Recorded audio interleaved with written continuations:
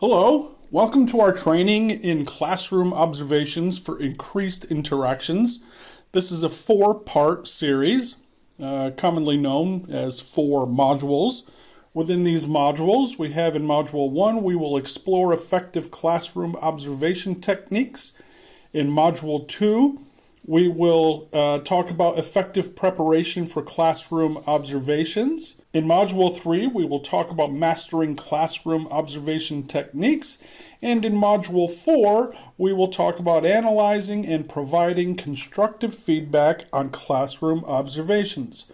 Now, this particular training is aimed at both teachers and administrators, those who are doing the observations and those who are being observed. So let's get right into Module 1. In Module 1, as I stated, it is exploring effective classroom observation techniques.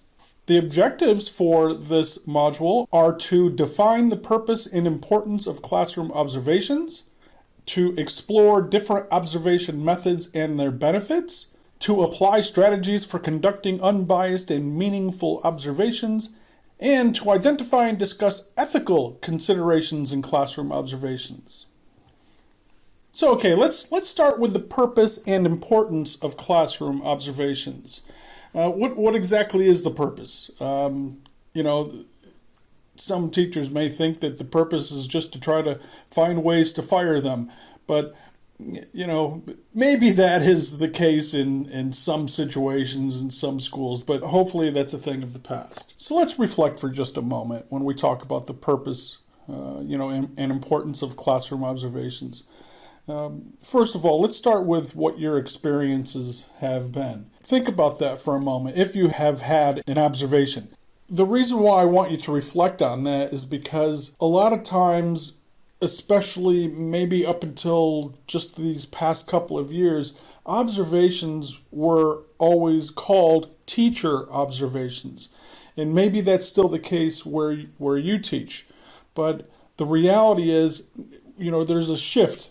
And it's a positive shift. It's a shift towards what is called classroom observations, where we are no longer simply observing the teacher, we are observing the entire classroom, the dynamics of the classroom, how the students are acting and reacting. Because we need a more holistic approach to what is actually transpiring in the classroom. It's not all about the teacher. It can't be. It's an environment. When we talk about a teaching and learning environment, we talk about the whole thing, not just on what the teacher is doing. Of course, the teacher is the leader in the classroom, and there is a lot of, this observational burden that is placed on them still, but it's how are the students reacting to these different things? Because a teacher can do something in one class and then try to do the same thing in another class with different students, and it doesn't work. So how can the teacher change what he or she is doing in order to get all of the students in all of their classes and all of their lessons to participate on the same level, which is a level of excellence, is what we're obviously going for. So it's no longer just teacher observations, it's classroom observations, and we need to really think about that. Also, I want you to think about how you have felt. Have you benefited from observations in the past? And if you haven't, why not? What do you think should be done differently, both as, the observed and as an observer? When you were observing, your feedback or your notes or whatever you provided to the teacher, was it taken in the best light? Were changes actually made? Did you follow up to make sure that positive changes were being made in the classroom? Or you just had the observation, you took some notes and you put it into a file and that was it? Of course, we don't want that. We want to do classroom observations with purpose. Okay? And we'll get more into actual objectives of observations later on in this training. So, stick with us. When I was talking with the teacher recently, she said classroom observations build community among colleagues and encourage both the observed teacher and the observer to reflect on their teaching, helping them to continuously develop and improve their practice. And I couldn't agree more. She allowed me to put this quote in this presentation, in this training, but she didn't want her name. I just thought that this was a very good thing that was said by a colleague, so I wanted to share it with you. Okay, so now let's talk about some key points to consider when we're talking about the purpose and importance of observations. The first thing to consider is improvement. That should go actually without saying. When we go in and we observe a classroom, why are we there? Are we there just to tick boxes? Well, hopefully not. We should be there to improve instructional practices. So, classroom observations provide teachers with constructive critical feedback to improve their teaching practices if they are done properly. Also, the feedback from the observations helps teachers reflect on their instructional methods and make necessary adjustments if they take the feedback the way that it's meant to be. And also, for improving instructional practices, specific feedback after the observations can help teachers focus on the areas for improvement and refine their instructional strategies accordingly. The second thing is for support. We conduct classroom observations in order to support student engagement and learning. Classroom observations can identify instructional strategies that promote student engagement and enhance learning outcomes. If the observer sees things that students are not engaging with, well, they can make recommendations to change these things. The observations can also help identify areas where personalized learning approaches can be implemented to increase student engagement and participation. Find not only what is not working, but what is working. It's like one of those things where if we know where our strengths are, we can build on those strengths and get more engagement perhaps. The feedback from the observations can guide teachers in creating a positive and inclusive learning environment that supports student engagement. And of course, that's what we all want. Now, the third thing to keep in mind is that classroom observations done properly can provide relevant feedback for professional growth, not just for the immediate outcomes, the immediate teaching outcomes, but for overall professional development. So classroom observations provide this opportunity. They provide opportunities for evaluators to provide this specific and actionable feedback that supports teacher growth. Also, the feedback from these observations can help teachers identify areas for professional development for themselves and to help set their own personal goals for improvement. And finally, something to consider with this is that ongoing observation and feedback cycles can contribute to continuous professional development and growth, which is essential for a teacher. Now, let's explore some different observation methods and their benefits. As far as observation methods are concerned, we have, the four basic ones that we might want to consider, which are formal observations and informal walkthroughs. I'm sure everybody is aware of these. We also have peer observations, and we have video-based observations.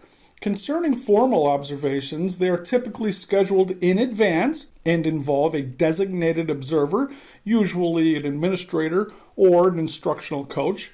Maybe a teacher coordinator could do these, depending on the particular school. And then these scheduled these are scheduled visits to the classroom to assess the practices in the classroom. These observations often follow a specific protocol or rubric and focus on specific instructional goals or standards. And these types of observations provide a comprehensive view of a teacher's instructional practices and can be used for evaluation and professional development purposes. Sometimes these formal observations are used when it comes time for promotions or raises or renewal of contracts. If you don't do very well in a formal observation and then you don't make improvements, then this could be considered a negative thing. So if you're a teacher watching this, if you have an observation that doesn't quite go the way that you hoped it would, and then you take the feedback from your observer and you make changes and then have another observation and the observer sees that you have made improvements, especially in the key areas that they have pointed out, well, your job is safe. Hopefully, depending, of course, on other factors. We can't, just use this as one factor, but can be used for purposes of retainment. Keep that in mind. Not trying to make you too nervous or anything, but we need to keep that in mind. Now, the other thing, the next one is the informal walkthroughs. With informal walkthroughs, they are usually brief, they're unannounced, they can be conducted by administrators or instructional leaders, could be, head of departments, teacher trainers, teacher coordinators. Anyone who was assigned by the principal or school director to conduct them can do this. They normally don't take more than 5 to 10 minutes. They're looking for very specific things. Perhaps one of the rules that you have at your school is that you have to have the date and the objective written on the board. So they come in, they're looking for that. They're looking to see if you have your classroom rules posted where the students can see them. They're looking to see what the dynamics are in the classroom, if students are behaving or not behaving. It could be a variety of things that they're coming to just very briefly look at. Sometimes they're coming in to see if students are using their phones without permission. That seems to be a thing that is common these days as well. These observations are typically focused on specific aspects of the teaching or classroom management or student engagement, as I've said. Now also, informal walkthroughs provide a snapshot of teaching practices and can be used to provide immediate feedback and support to teachers. So with these types of observations, these informal walkthroughs, normally the teacher and the observer will have a very brief discussion right after the class, during break, etc., that day, to make sure that whatever was observed is communicated to the teacher so they can make any changes if they need to, any adjustments.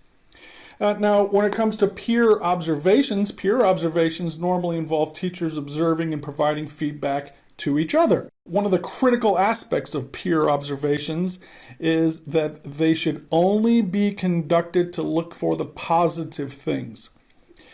Peer observations, in other words, teachers observing other teachers, they're observing their colleagues. They're observing their colleagues to get anything new or different or positive, something good that they can then incorporate into their lessons.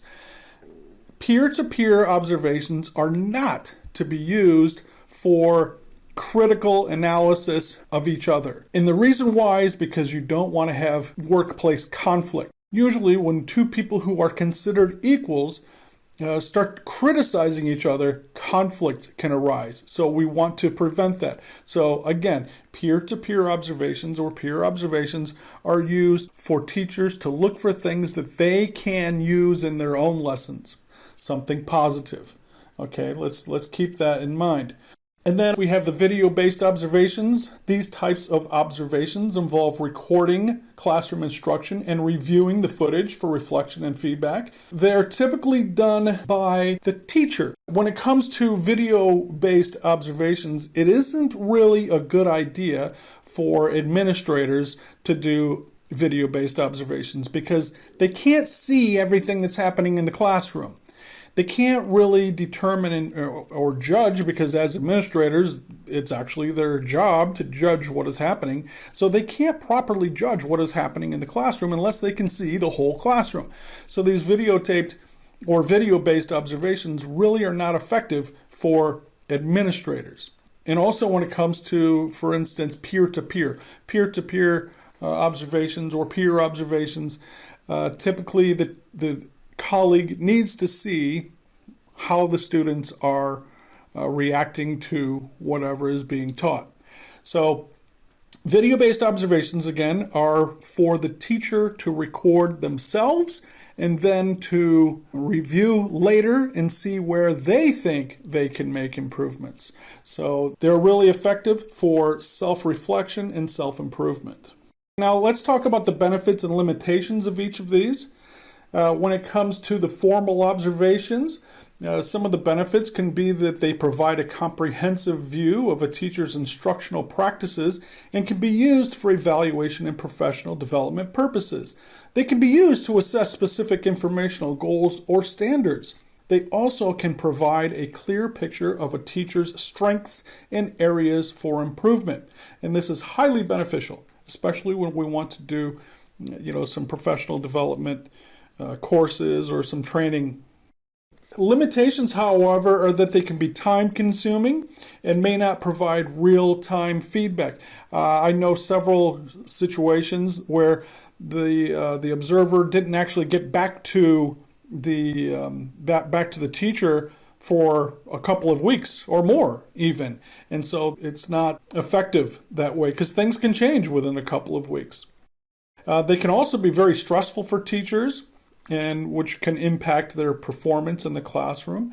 And also they may not capture the full range of teaching practices, as they are usually focused on specific things within the evaluation rubric that is provided. One of the other kind of limitations, or not such a good thing about it, is that because the teachers are nervous, etc., they're not really performing at the same level that they might perform when they're not being observed. So it's very important for the observer to try to reduce the stress of the teacher, try to make sure that the teacher understands that, look, this is just part of the process. Try to relax, try to do what you normally do, and try to take away some of that anxiety and stress so that they can perform at or near the same level that they normally do. Now, teachers who have been at it for a while, some teachers who have been observed multiple times, it doesn't affect them anymore. But those first couple of times, or if you have a new administrator who you might not understand very well yet, there can be anxiety. So it's the job of the observer to try to reduce that. When it comes to the informal walkthroughs, the benefits of that is that they can be used to assess specific aspects of teaching, such as the classroom management or student engagement. So for informal observations, if an administrator is taking a walk around the school and pops into the classroom, normally they're looking for very specific things. Like I've noted, are the objectives written on the board? For example, are they using technology in the classroom if they're supposed to be? What are some things that should be happening that they're checking to make sure that are happening? Or some things that should not be happening and they're making sure that they're not. Again, like I said with the phones, students nowadays, it's a touchy subject. Can students use phones or can't they? Well, it's really up to the policy of the school, isn't it? Some limitations with these informal walkthroughs is that they normally don't really capture the full range of instructional strategies that are used by the teacher. Of course, they can't.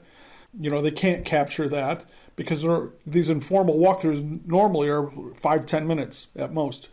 Also, the walkthroughs may not be effective for evaluating specific instructional goals or standards because they're very limited in time. Now, when we talk about the peer observations, with peer observations, benefits of that can be that they can be less stressful for teachers because they're conducted by their colleagues. Also, one of the biggest benefits, as I've noted, is that teachers can get very positive ideas from each other by observing.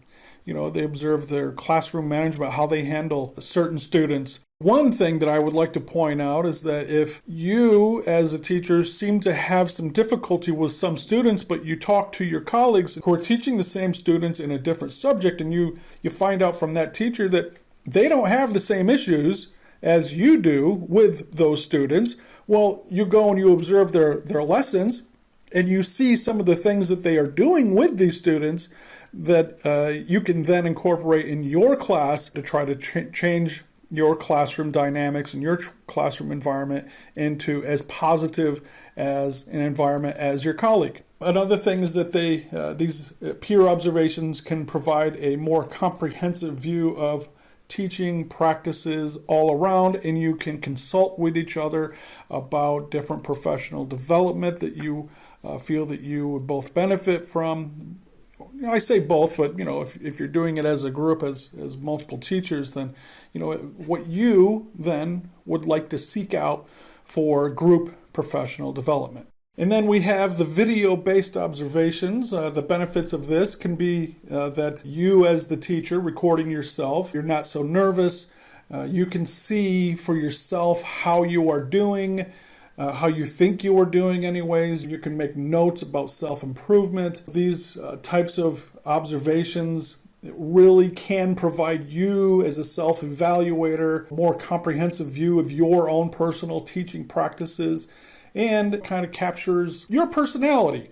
And sometimes you'll even see where perhaps you're doing things subconsciously that maybe you should not be doing. So it's a way for you to increase your own professionalism by watching yourself and then consciously applying any changes to what you are doing. Now, the limitations can be that they are also time consuming, because not only do you record your lesson, but then you have to go and watch the whole thing again. So if you have a 45-minute lesson, you record the whole thing and then you watch, that's another 45 minutes. So that can be really time consuming, but it's well worth it in the end. Those are just some things to consider when it comes to the benefits and limitations of different types of observations. So let's keep in mind then that, in each observation method, it really has its own benefits and limitations. Formal observations provide a comprehensive view of teaching practices, while informal walkthroughs are less stressful, provide immediate feedback. Peer observations allow for collaboration and support, which is really needed, while your video-based observations provide you with an opportunity for self-reflection. Okay, now let's talk about the strategies for conducting unbiased and meaningful observations. First of all, we want to address the establishment of clear observation goals when it comes to conducting meaningful observations, and again, unbiased and meaningful observations. By establishing clear observation goals, this can help us to ensure that the observations are focused and meaningful. There's nothing worse than an observation that has no meaning. Just for an observer or an administrator to come in to tick a box is just absolutely useless. Also, goals should be specific and aligned with the school or the district's instructional goals. If you don't know what the goals are for your school and for perhaps your district? Some places don't have districts depending on which country you're in. But in the United States, for example, we have school districts, and then within those school districts, we have multiple schools. Each of these departments have instructional goals, the things that they want to see achieved. By having observation goals, we can fulfill those instructional goals. Hopefully. That's the intention anyways. And also clear goals also help to ensure that the observations are unbiased and focused on specific instructional practices. This is why it's really important to have an evaluation rubric and to go over the evaluation rubric before the observation, which we will talk about later. Also, we want to use structured observation tools. Structured observation tools provide a framework for conducting observations, and they ensure that all relevant areas are assessed. Again, that's why we have to have an evaluation rubric to follow. Also, the observation tools should be aligned with the school or district's instructional goals and standards. And then the structured observation tools help us to ensure that the observations are unbiased and focused on those specific instructional practices. See how establishing clear observation goals and using structured observation tools go hand in hand? Hopefully you do. Also, we have to have a focus on evidence-based data, not just opinion. This is how we keep it unbiased, right? So observations should be conducted on evidence-based data, such as student work samples or classroom artifacts, things that students have on display or that you have on display for your students.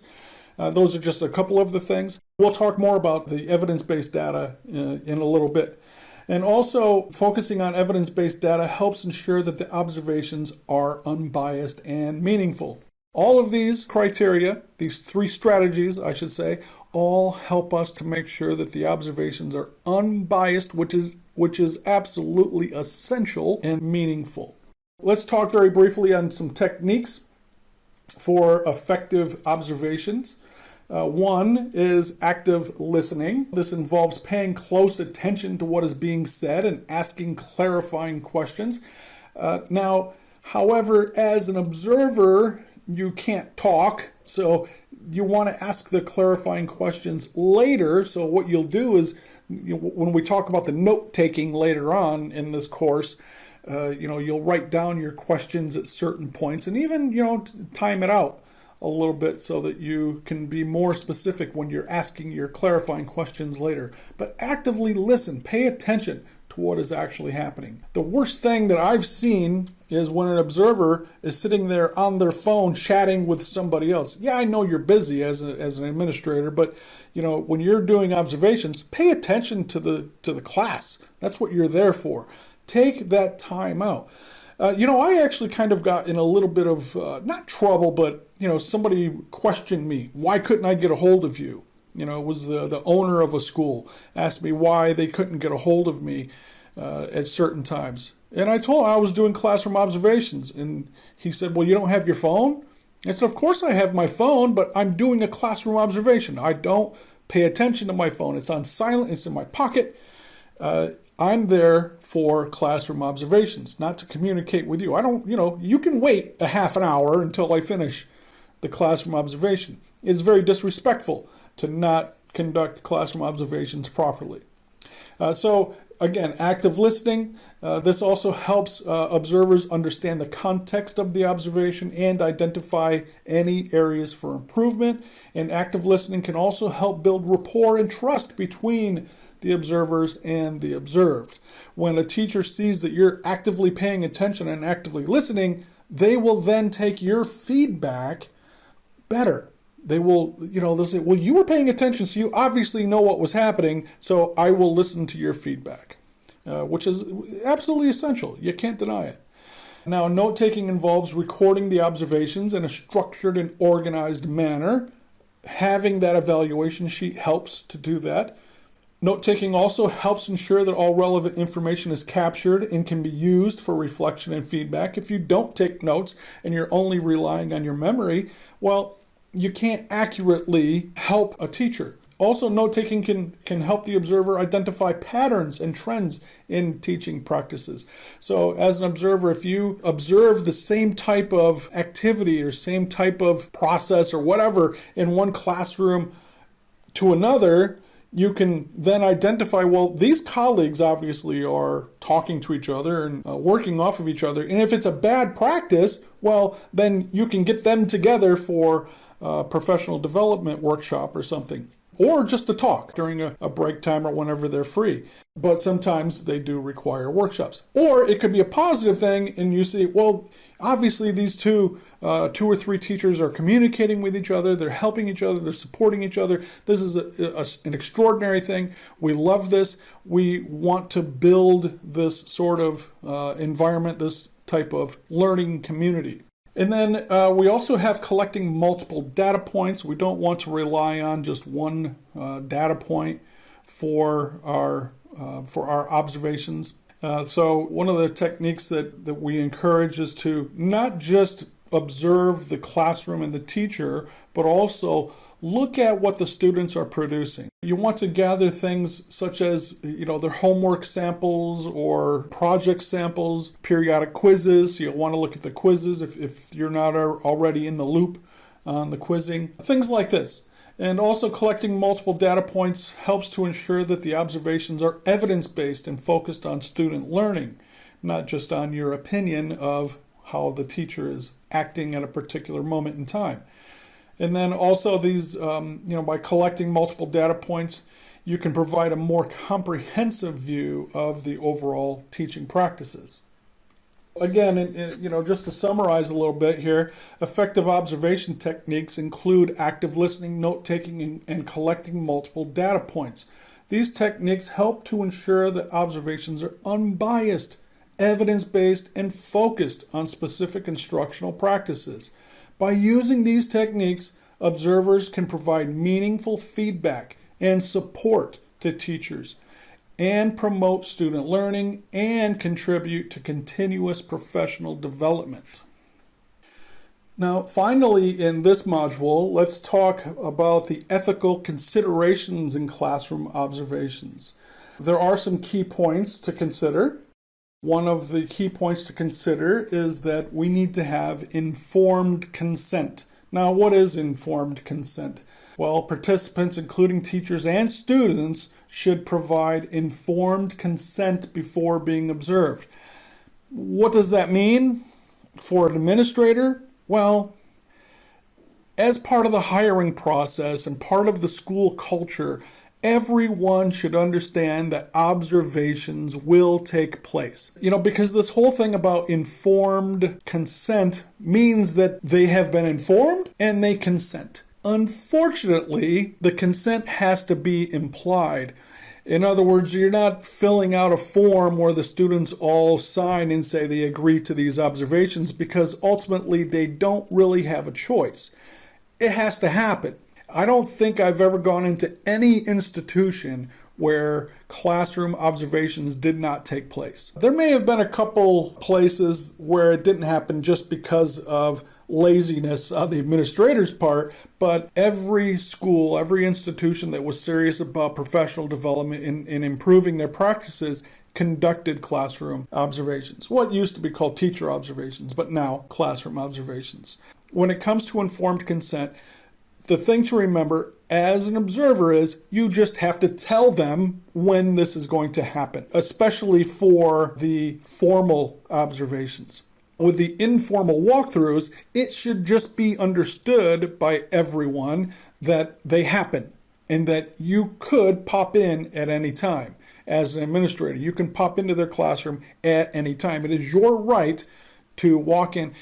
And the thing is that we will talk about the unobtrusive observations in another module, but having the right to go into a classroom does not give you the right to talk. That is one thing to keep in mind. Just because you're going in to see something doesn't mean that you have to say something. And in fact, it can be very detrimental if you say something. So for informed consent, everyone just needs to know from the very beginning of your tenure or your time at any particular institution as an observer, whatever capacity you're doing your observations in, whether it be teacher, trainer, coordinator, principal, etc., is that you need to let students and staff know from day one that you are going to be in their classrooms on a regular basis. The next thing to consider is confidentiality. As an observer, you have to respect the confidentiality of the information that you obtain during these observations. It is absolutely essential that you don't talk to other teachers about what you observed in somebody else's classroom, unless it is something positive, and then you ask the teacher for permission to use their name when you're talking about this positive thing that you saw in their classroom. Otherwise, you could just say, I saw in someone's classroom that this happened and it's very good. But if you talk with that teacher and say, look, I'm going to use this, I'm going to, in my briefing or in my Friday talk or in our next staff meeting, I would like to bring this up. Do you mind if I use your name? And if they say no, well then don't. But if they say yes, then by all means, give them credit where credit is due. Personal and sensitive information should never be handled without care. So you have to keep any information that you obtain, treat it as if it's your own. Would you like somebody telling your colleagues about things that they saw you doing, whether good or bad? Because both can be embarrassing depending on who you are and what your personality is. Any data collected during the observations should be anonymous and reported in a way that reflects privacy. So if you're gathering data on all of your classes, don't put in this class, this is the data I collected. In this class, this is the data I collected. If you're going to be sharing this. One thing that I always usually do is I'll go classroom 1, classroom 2, classroom 3, and I'll put the data that I collected in that category. I won't use any names. And only I know which classes I'm referring to, because I have that data in my locked area, and then the data that I share with everybody else to show improvements or areas for improvement, etc., that is anonymized, because we don't want any negative feelings between colleagues, of course. Another thing that we have to do is respect boundaries. Observers should respect the boundaries and professional relationships within the classroom. Remember that even if you're friends outside of the school, when you're doing a classroom observation, you're an observer and observed. So when you're doing observations, you just have to make sure that you remain professional. Okay? Have that professional relationship. Keep your friendship for outside of the school. Keep your professionalism for inside the school. Also, you should not interfere with any teaching and learning processes as an observer. Your boundary as an observer. You should not say anything while you're in that classroom during an observation. Nothing. Even if you see that a teacher does something wrong, and especially if you see that a teacher does something wrong, unless it is something horrendous, something that is illegal perhaps, you could then step up and say something. But if it's just a teaching practice that has gone, has made a mistake, or even misspelled a word on the board or something, don't say anything. It's not your job to embarrass the teacher in front of their students. If you do, you lose respect. Those teachers lose respect from their students. It's just, you can never recover from it. Okay, so respect the boundaries of the teachers and the students, by the way. If you see them make a mistake or something, perhaps bring it up to the teacher later, but don't correct the student. That's the job of the teacher. Okay? Another key ethical consideration is transparency. Remember that the purpose and process of the observation is to be transparent to the participants. And what I mean by transparent to the participants is to be transparent with the teacher that you're going to be in their classroom, letting them know exactly everything that you're going to be doing. And that's where it's important to have pre-observation conferences so that everyone knows what to expect. And we'll talk about the pre-observation conferences in another module. Also, observers should clearly communicate the goals, expectations, and intended use of the observation itself. Why is it being conducted? What are we going to do with the results of this observation? And transparency helps to build trust and ensures the participants understand the purpose and benefits of the observation. Remember that by adhering to certain ethical considerations such as informed consent, confidentiality, respecting boundaries, and transparency, that observations can be conducted in a respectful and responsible manner, which should be your goal, should be the goal of all classroom observations. It is very important for observers to continuously reflect on and address any ethical issues that may arise during the observation process. So be flexible to a certain degree, but keep your ethical considerations in mind. Creating an ethical framework for classroom observations promotes trust, professionalism, and well-being of everyone involved. That concludes Module 1. I would like you to just take a moment to reflect on the lessons of this module. Keep in mind any of the key considerations, and think about how you can apply what you have learned in this module to improve your own teaching practices or your own administrative practices. Coming up next, in Module 2, we will talk about establishing clear observation goals and criteria. We will discuss the importance of collaboration when it comes to observations, that is. We will explore pre-observation conferences and goal-setting discussions, and we will identify relevant data and resources that can be used in observations. Okay, so please take a few moments. If you are taking the online course, complete the quiz. It's only 15 questions. There are 5 true, false, and 10 multiple choice. I'm not a fan of either question type, but the platform that I'm using kind of restricts what we can do. Now, if we were in the actual workshop, there were multiple activities that we would have done throughout, doing some case studies and looking at different scenarios and discussing them. But unfortunately, when it comes to online, using video and assessment platforms, these quizzing platforms, we can only do so much. So take a few moments to answer those 15 questions and get your credit for taking this module. Okay? All right. See you in the next.